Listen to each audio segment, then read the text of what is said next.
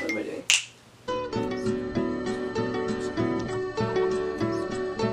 Hey guys! So I was perusing the CEP YouTube search bar thing and was watching past and future / current vloggers, and I noticed that the My Disney Story kind of tag thing was going around. It's not really a tag, but like, and I thought that maybe since I'm home I would record my own Disney Story because though I didn't visit the parks much as a kid, I do have a very weird history with the Disney company.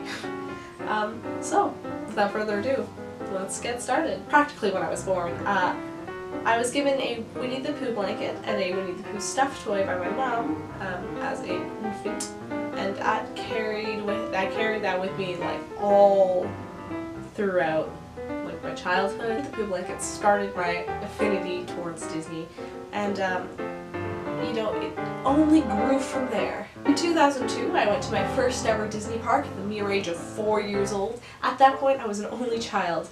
Little did I know that about 4 or 5 months later my brother would come along. But at that point in my life, I was an only child and I was in the best place ever, Disneyland, California. I don't remember absolutely anything from this trip. All I know is that while I was there, I had a bunch of hissy fits because I didn't want to do something, or I wanted to do something and I wouldn't let me, which sounds kind of like a 3-year-old, 4-year-old thing kind of do, but it's also the same kind of stuff I do now. So clearly I've adapted and overcome. 2003, my first ever motion picture. That sounded really weird, but I went and saw Finding Nemo, roll credits, in the theaters. It was my first ever movie, and I left about halfway through when the sharks appeared because I didn't like them. They were spooky. I cried. Now sometime between 2003 and 2007, I found these old VHS tapes that had like the travel guide version of Disney World, and I don't know where they came from. Neither did my parents, because they just kind of appeared in our basement. I would watch these Disney, literally travel planning videos made for like families or like parents to watch to, you know, sell them on Disney. But because I was a weird somewhere between 5 and 7-year-old, I would just watch these. And this, I think, started my affinity for travel planning, because I used to write down like all of this information, booking information, that I'm pretty sure a 5-year-old shouldn't actually know how to do. So that started my first ever Disney planning. And that led to my first ever real Disney vacation that I consider a real Disney vacation in 2007. In 2007, I was 9 years old, and me and my dad planned the whole thing. Turns out, I'm not as good as planning as I thought I was. But then again, I was also 9. We went to stay at Disney's All-Star Movies Resort, and we got there, our baggage was late, which was kind of fun, and my mom hated it. And my mom's a very picky person. I also am a very picky person, I take that from her. She complained. We switched hotels. Ended up staying in Port Orleans, French Quarter, which I didn't like because I liked the big Dalmatians, and she liked the fact that it was Port Orleans, or French Quarter. And I didn't really like the food there, but then again, I was like 9. I think I have a more refined palate now. That's a question for a different day. I don't really remember very much from that trip because I was 9 and I didn't really have a good memory. I still kind of don't, but I still kind of do. It's a really weird life I live. After that trip, my memory of what I did in terms of Disney kind of dies down. I know around this time is when I discovered like Disney Channel and Family Channel, which is the Canadian equivalent of the Disney Channel, or at least in Ontario. And I would watch shows like Suite Life of Zack and Cody, and I was in love with Cole Sprouse. Like I have a letter from grade 5 where I wrote in French to Cole Sprouse about how much I love him, and I really wish I could find that because it's somewhere in this house. So anyone who's like, oh my god, I love Cole Sprouse because he's like so cute and whatever now, I'm like, no, I literally loved him first. I liked him first. Fight me, I'm a hipster about Cole Sprouse. You know, I dabbled in Hannah Montana, didn't really watch as much as everybody else, but like, Kim Possible was my shit. American Dragon, Jake Long, like, holla at your boy. And the Hercules TV show, won a bop. I'm sorry. Like, Herc was on a roll. Fast forward a little bit, and we're about nearing the age of high school, like grade 8, grade 9, that's high school, like middle school era.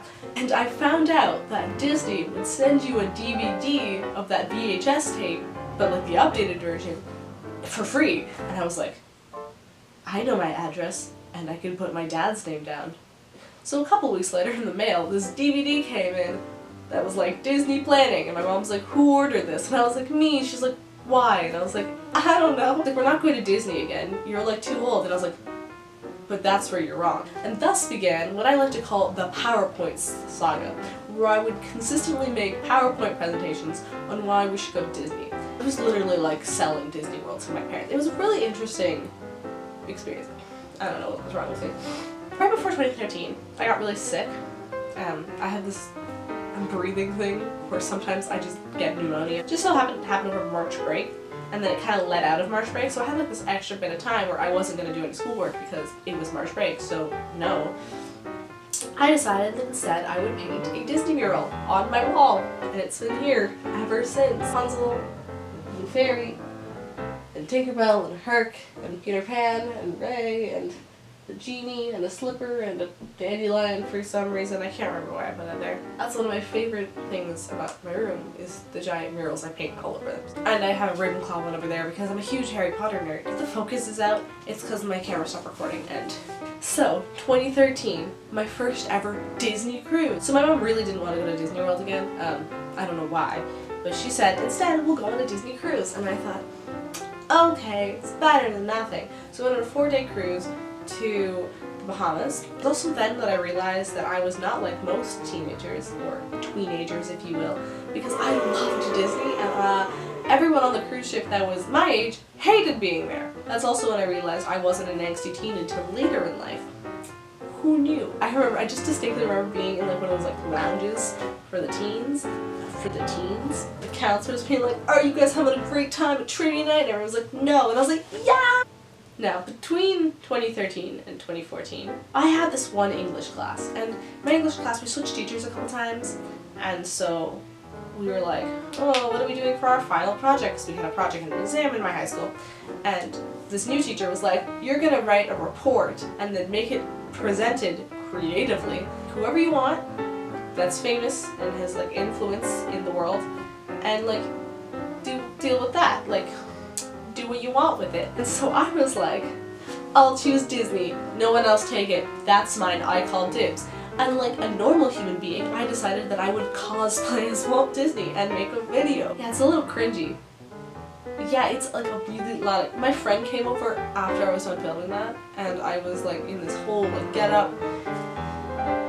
I had braces too. It wasn't a good look. There was also the time that this We Laugh at Zack and Cody movie came out. And the only reason I know that is because I have like screenshots, and I was like, Cole Sprouse, listen, it was a reoccurring joke, and it still continues. You know what? Embracing the Cole Sprouse love. After that grade 10 thing, my mom finally warmed up to the idea of going to Disney World because, you know, she saw that I loved the company and the products and the parks and the people. So she said, fine, we'll go for your 16th birthday. And I was like, I'm going to Disney World, heck yes.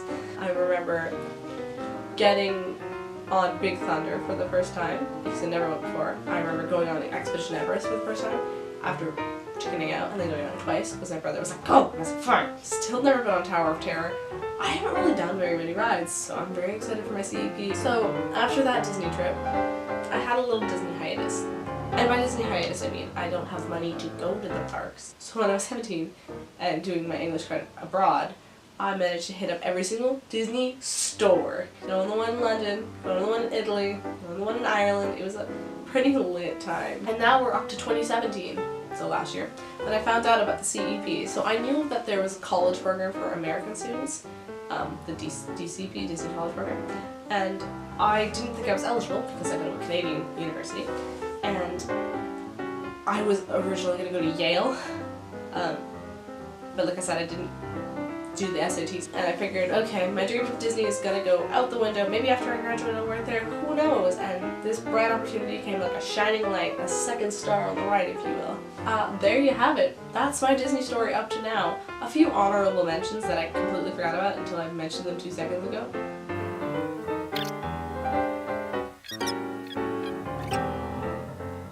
Honorable mention that I completely forgot about, took the X amount of time that it did for me to remember. When I was in grade like 8 or probably 9, because like I said I was a really weird, kind of a loser kid, my favorite Disney TV show, other than Zack and Cody, was Phineas and Ferb, because that show was actually amazing. And I still have my stuffed platypus, but I have like 3 stuffed platypus, and I probably didn't get more because literally when Phineas and Ferb Across the Second Dimension came out, the movie, I threw a viewing party in my house where I made all of my friends, and keep in mind I only had 2 friends that would come to this party, dress up like characters from Phineas and Ferb. My Disney story wouldn't be complete without some Disney fun facts, because I love them, and I think I kind of mentioned a couple of these, but might as well keep repeating them. My favorite Disney princess is Belle. If you couldn't really tell, I have her own freaking picture plus that, plus a doll that I'm going to insert a picture of, and a set, and my bracelet, and it's like everywhere in my life, because all I think, Beauty and the Beast is literally my favorite Disney movie